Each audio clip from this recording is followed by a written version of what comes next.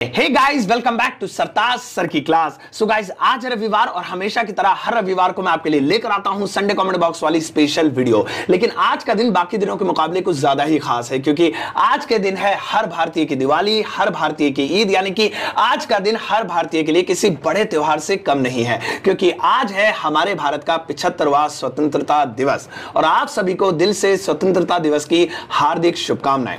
आज की वीडियो की शुरुआत के लिए मैं कुछ अच्छे शब्दों की तलाश कर रहा था, सोच रहा था कि कुछ अच्छे वर्ड्स बोलूंगा, सेंटेंसेस बोलूंगा, जिसके जरिए इस वीडियो की अच्छी शुरुआत होगी और फिर आपके कमेंट्स पढ़ना शुरू करूंगा। लेकिन बहुत कोशिश करने पर भी मुझे अच्छे शब्द नहीं मिले। फिर मैंने सोचा कि क्यों ना आपको कुछ ऐसा सुनाया जाए, कुछ ऐसी चीज बोली जाए जिसके आगे सभी शब्द, सभी कविताएं, सारे सेंटेंसेस, सब कुछ फीके पड़ जाएं और उसे सुनकर हर एक सच्चे भारतीय के रोंगटे खड़े हो जाएं।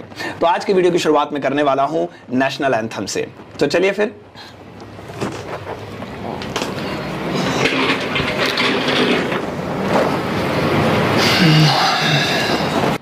जन गण मन अधिनायक जय है भारत भाग्य विधाता। पंजाब सिंध गुजरात मराठा द्राविड़ उत्कल बंगा। विंध्य हिमाचल यमुना गंगा उच्चल जलध तरंगा। तब शुभ नामे जागे, तब शुभ आशीष मांगे। गाए तब जय गाथा, जन गण मंगलदायक जय है भारत भाग्य विधाता। जय है जय है जय है जय जय जय जय है।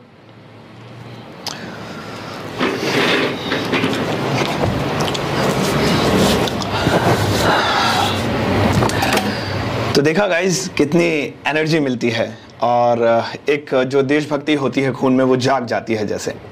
चलिए फिर पढ़ना शुरू करते हैं आपके प्यारे प्यारे कमेंट्स और मैं देता हूं उनके जवाब। पहला कमेंट क्या है, पवन ने लिखते हैं, hello sir, how are you? I am good Pavan, thank you so much for asking. I hope you are doing well. उम्मीद है कि आप अच्छे होंगे। सर माय क्वेश्चन इज, मेरा सवाल है, what will be the actual and formal pronunciation of education? Education और education, which one is right? कौन सी सही है? Sir please tell me by picking the question. I am very confused, मैं बहुत ज्यादा कंफ्यूज्ड हूं about the pronunciation of this word, इस शब्द की प्रोनाउंसिएशन को लेकर, उच्चारण को लेकर। Thank you so much sir. आपने पूछा है कि जो एजुकेशन है, इसको बहुत सारे लोगों को आपने एडुकेशन बोलते भी सुना है और आप कंफ्यूज्ड हैं कि इसे एजुकेशन बोला जाए या फिर इसमें जैसा कि डी आ ही रहा है तो एजुकेशन ना बोलकर इसे एडुकेशन ही बोला जाए। तो मैं आपको बता देता हूं, इस पर बहुत सारे आर्टिकल्स हैं, बहुत सारे लोगों ने अपनी राय दी है। कुछ लोगों का मानना है कि अमेरिका में बोलते हैं एडुकेशन और ब्रिटेन में बोलते हैं एजुकेशन, तो कंट्रीज का फर्क है, दोनों ही सही है। बल्कि ऐसा बिल्कुल भी नहीं है। जो एडुकेशन है वो एक्चुअल में बिल्कुल गलत है, वो बस स्मार्ट तरीके से लोग अपने आप को दिखाने के लिए बोल देते हैं कि उनकी इंग्लिश बहुत अच्छी है, बट एक्चुअली में वो गलत बोल रहे होते हैं। जो सही प्रोनाउंसिएशन है, चाहे वो अमेरिका में हो, चाहे वो यूके में हो, यानी कि ब्रिटेन में हो, वो है एजुकेशन। आप एजुकेशन ही बोलिए, यही करेक्ट है। अगला सवाल लिखा है, जी डॉली ने लिखा है, hi sir, what is the difference between too, also, as well and even? इन सब में फर्क पूछा इन्होंने। आई एम वेरी कंफ्यूज, मैं बहुत ज्यादा कंफ्यूज हूं। Please pick my question, please please please sir, and thank you sir, you welcome.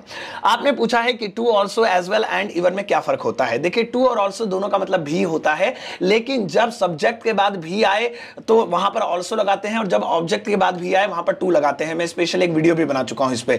जैसे मैं भी जाऊंगा तो यहां पे मैं के बाद भी आ रहा है, तुम भी आओगे, हम भी खाएंगे, हम भी पढ़ेंगे, सब में सब्जेक्ट के बाद आ रहा है। तो I will also, you will also, she is also, also आएगा। और जब ऑब्जेक्ट के बाद आएगा, मैं ताजमहल भी देख चुका हूं, मैं सेब भी खा चुका हूं, अब मैं भी सेब खा चुका हूं, सब्जेक्ट के बाद आल्सो आएगा। मैं सेब भी खा चुका हूं, ऑब्जेक्ट के बाद टू आएगा। तो दोनों में ये फर्क होता है, दोनों का मतलब भी है, लेकिन सब्जेक्ट के बाद भी आए हिंदी में तो इंग्लिश में आल्सो लगाएंगे, और ऑब्जेक्ट के बाद हिंदी में भी आए तो वहां पर टू लगाएंगे। फिर आपने पूछा एज वेल का मतलब, एज वेल का मतलब होता है तथा, यानी एक काम के अलावा उस दूसरा काम भी आप बताएं कि मैं ये भी कर सकता हूं या ये भी करूंगा या ये भी किया है, तथा लगाकर, तो वहां पर एज वेल लगाते हैं। मैं हिंदी तथा अंग्रेजी बोल सकता हूं, so I can speak English as well, I can speak English as well, यानी कि मैं तथा इंग्लिश भी बोल सकता हूं। हूं। और फिर पूछा आपने इवन, इवन का मतलब होता है तक, वैसे इसके कई और मतलब भी होते हैं लेकिन इससे मिलता जुलता है तक। मैं चाय तक नहीं पीऊंगा, I will not take even tea, उसने नाम तक नहीं बताया। तो ये मीनिंग है तीनों की, चारों की। अगला सवाल पूछा है वैल्यू ऑफ लाइफ ने, लिखते हैं सर एक सेंटेंस में अगर एक साथ दो वर्ब हो और फर्स्ट वर्ब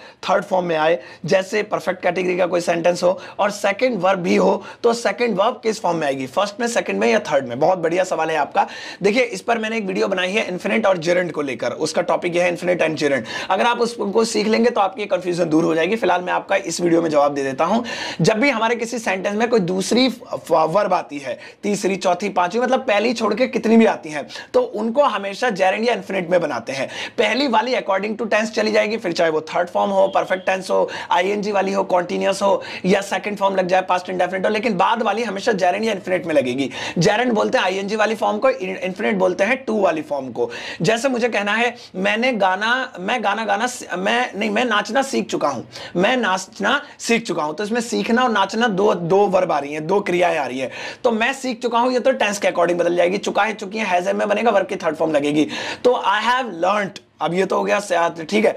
अब है नाचना, अब ये दूसरी वाली वर्ब है, तो इसे आप जेरेंड या इन्फिनिट में से किसी एक में बनाइए, तीसरी में नहीं बनेगी, दो ही ऑप्शन है। तो या तो आप जेरेंड में बना दीजिए I have learn dancing, ING लगा के, या इन्फिनिट में बना दीजिए I have learn to dance. तो टू डांस भी ठीक है, डांसिंग भी ठीक है, लेकिन इसके अलावा किसी और में नहीं बनेगा। तो हर दूसरी वाली वर्ब जेरेंड या इन्फिनिट में बनेगी। तो अगला सवाल पूछा है सामराज सरदार जी ने, लिखते हैं sir I am big fan of your, really thank you so much, I watch your every video, your teaching style is best, I like it sir, I have one doubt, मेरा एक डाउट है, what is the difference between he will be playing and he would be playing, he will be playing और he would be playing में क्या फर्क है, ये पूछा इन्होंने। Sir please explain in detail, detail में तो नहीं हो पाएगा, वो लंबा टॉपिक है ये बहुत ज्यादा, लेकिन देखिए जब कोई काम फ्यूचर में होना हो, अभी हुआ नहीं है, फ्यूचर में होना हो, तो वहां विल बी लगाएंगे, ही विल बी प्लेइंग, वह खेल रहा होगा, ही विल बी डांसिंग, वह नाच रहा होगा, अभी नहीं, हम बात की बात करें फ्यूचर में, कल बर्थडे होगा ना, देखिए वो नाच रहा होगा, ही विल बी डांसिंग, कल पार्टी है ना, ही विल बी प्लेइंग, वो खेल रहा होगा, ही विल बी ईटिंग, वो खा रहा होगा। और वुड भी जब करते हैं जहां इमेजिनेशन करते हैं, यानी कि ऐसा हो रहा होता, मैं नाच रहा होता, अगर मैं पार्टी में जाता ना तो मैं नाच रहा होता,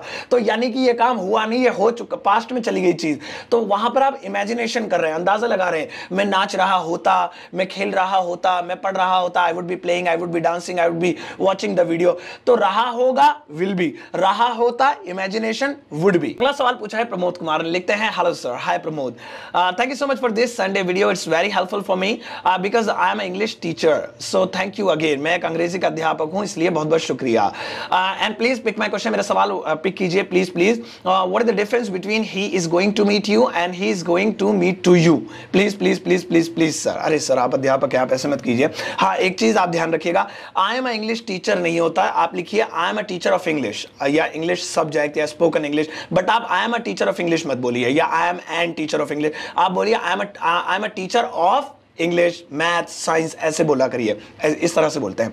आपने पूछा कि he is going to meet you या he is going to meet to you. देखिए मीट एक ऐसा वर्ड है जिसको फ्रेज बनाने के लिए टू की जरूरत नहीं पड़ती है, तो आप टू वाला छोड़ दीजिए, आप बस ऐसे ही बोलिए he is going to meet you, वो तुमसे मिलने जा रहा है या आ रहा है, तो आप टू हटाकर बोलिए, पहला वाला करेक्ट है। अगला सवाल पूछा है अखिलेश यादव ने, लिखते हैं good noon sir, very good noon, my name is Ankalesh from Nagaland, मेरा नाम अंकलेश है नागालैंड से, I watch your all videos, मैं आपकी सारी वीडियोज देखता हूं, your teach manner is very easy to understand, thank you my dear।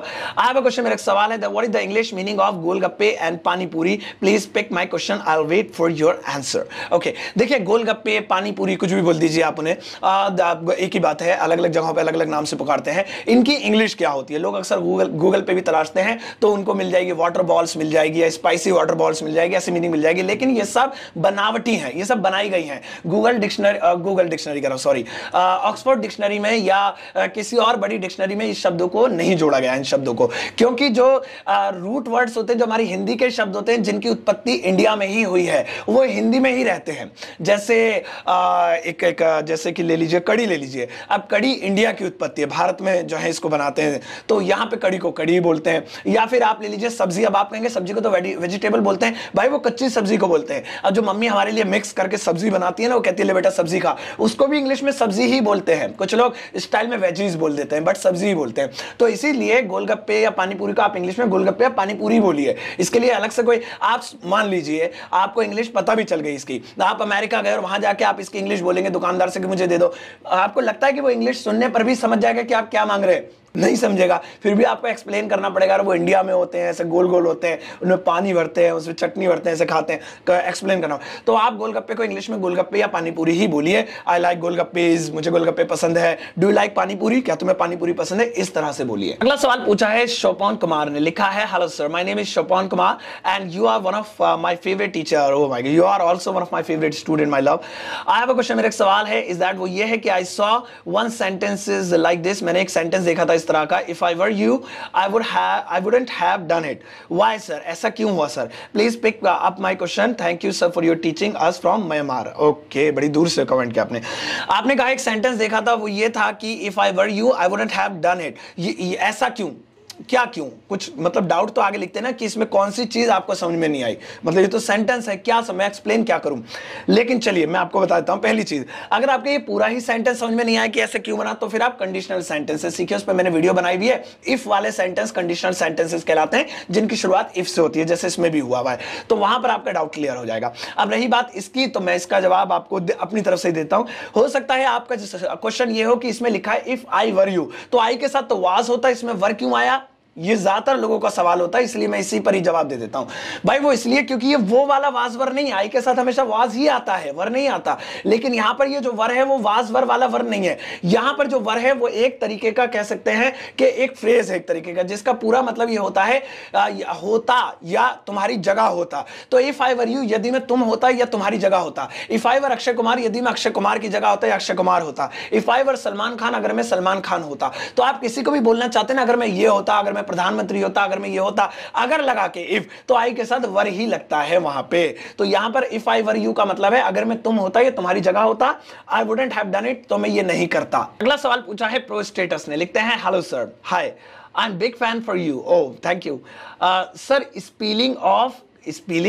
Spelling लिखते हैं कर्नल कोनोल सर, ये स्पेलिंग यहां सही लिखा, अच्छा सर ये स्पेलिंग क्यों आई, प्लीज पिक माय क्वेश्चन। ओह, इन्होंने सवाल पूछा है कि जो कर्नल होते हैं आर्मी में, कर्नल साहब अफसर होते हैं आर्मी में, उन्हें कर्नल बोलते हैं। तो हिंदी में तो हम बोलते हैं कर्नल, और बोलने में भी इंग्लिश में भी कर्नल ही बोलते हैं, लेकिन लिखने में इंग्लिश में कॉलोनल आता है। आपने भी गलत लिखा, आपने लिखा कॉनोल, कॉनोल लिख कॉलोनल, ये होता है, ठीक है।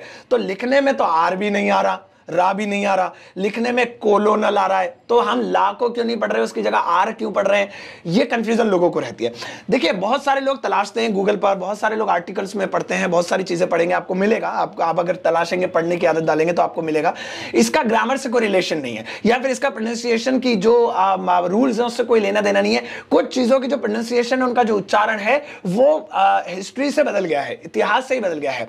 वो कैसे बदला, जब जो है क्या नाम है, ये जो कर्नल कॉलोनल जो प्रोनाउंसिएशन है, ये ली गई है इटालियन लोगों से, अडॉप्ट की गई। और इंग्लिश एक ऐसी लैंग्वेज है जिसमें से बहुत सारे, मतलब सबसे दुनिया में सबसे ज्यादा तादाद के जो वर्ड्स हैं वो पूरी दुनिया से इंग्लिश में लिए गए हैं। तो इसीलिए इटालियन जो प्रोनाउंसिएशन है वो है कर्नल, ठीक है। लेकिन लिखने में इंग्लिश में ये कॉलोनल ही था। तो कॉलोनल पहले पढ़ते होंगे किसी टाइम पे, लेकिन उन्होंने इटालियन से अडॉप्ट कर लिया, उनकी तरह बोलना शुरू किया, तो जो है क्या नाम है, फिर वो कर्नल हो गया। तो इस तरह से वो स्पेलिंग भले ही अलग है, कुछ चीजें याद कर लो ऐसे ही, बस इनका कोई फैक्ट नहीं है, कोई सर पैर नहीं है। आप उन्हें लिखेंगे कॉलोनल, लेकिन पढ़ेंगे कर्नल। अगला सवाल पूछा है टैक फॉर फन ने, लिखते हैं hello sir, how are you, I am fine, I am good, I am well, thank you so much for asking, I hope you are doing well. My question, मेरा सवाल है, what is the meaning of bus पर चढ़ना और या उतरना, पहाड़ पर चढ़ना और उतरना, please pick up my question. बिल्कुल बताता हूं। देखिए बस पर चढ़ने को बोर्ड कहते हैं, चाहे रेल पर चढ़ना हो, पर नहीं, मतलब रेल के अंदर चढ़ने को, बस के अंदर चढ़ने को वहां पर बोर्ड कहते हैं। मैं बस में चढ़ूंगा, I will board the bus, मैं रेल में चढ़ूंगा, I will board the train. इसके अलावा उन दोनों से उतरने को गेट ऑफ बोलते हैं, I will get off the train, मैं ट्रेन से उतरूंगा, I will get off the bus, मैं बस से उतरूंगा। तो बोर्ड मतलब गाड़ियों में किसी में चढ़ना, और बस वगैरह, ट्रेन वगैरह में, मेट्रो वगैरह में, और उतरना गेट ऑफ। रही बात पहाड़ की, तो वहां पर पहाड़ पर चढ़ने के लिए क्लाइंब लगाते हैं, क्लाइंब द माउंटेन, पहाड़ पर चढ़ना, I will climb the mountain, मैं पहाड़ पर चढ़ूंगा। और उतरने को कम डाउन फ्रॉम कहते हैं, he came down from the mountain, वो पहाड़ से उतरा, केम डाउन सेकंड फॉर्म लगा दी। तो कम डाउन फ्रॉम पहाड़ से उतरना, और क्लाइंब चढ़ना। अगला सवाल पूछा है प्रियंका सिन्हा ने, लिखती हैं hello sir, I am Priyanka and I really appreciate you. Thank you Priyanka. Sir I have a question, मेरा एक सवाल है, what is the meaning of air codes? Air codes का क्या मतलब होता है? आई एम श्योर, मुझे यकीन है that you will erase my doubt, आप मेरे डाउट को मिटा देंगे। Thank you for pick my question. You welcome. देखिए एयर कोड्स का मतलब होता है इस तरीके का इशारा, हमने हॉलीवुड मूवीज में, बाहर के सीरियल्स में, इवन इंडियन सीरियल्स में भी, या मूवीज में, या बहुत सारे वीडियोज में हम देखेंगे इस तरह का निशान बनाते हैं, इसे एयर कोड्स कहते हैं। ठीक है, अब ये क्यों यूज होता है? ये यूज होता है विदेशों में किसी को इरिटेट करने के लिए या टीज करने के लिए, चिढ़ाने के लिए। हो कर लिया ले, इस तरीके से। तो ये अब उनका इशारा है इस तरीके से चीट करने का, टीज करने का, चीट करने का, टीज करने का, चिढ़ाने का। हम इंडियंस कैसे चिढ़ाते हैं? हम तो चिढ़ाते हैं, ऐसे चिढ़ाते हैं। ठीक है, तो उनका ये वाला तरीका है। तो इस तरह से करने को एयर कोड्स बोलते हैं। तो गाइज ये थी आज की संडे वाली वीडियो। आई एम श्योर आपको नॉलेज मिली होगी बहुत ज्यादा, और बहुत कमाल की वीडियो लगी होगी। आप मुझे बताइएगा कौन सा पार्ट आपको सबसे ज्यादा इस वीडियो में पसंद आया आज की वीडियो में, उसे कमेंट सेक्शन में लिखना बिल्कुल मत भूलिएगा। और अगर आप चाहते हैं कि आप भी कोई सवाल पूछो और मैं आपके सवालों को पिक करूं, पढ़ूं, तो इसी वीडियो के कमेंट सेक्शन में जाकर आज ही अपने सवालों को लिख डालिए। अगले संडे वाली वीडियो बनाने से पहले मैं इसी वीडियो के कमेंट सेक्शन में से आपके सवालों को पिक करूंगा और उन्हें पढ़ूंगा। तब तक के लिए अपना ध्यान रखिए। जय हिंद।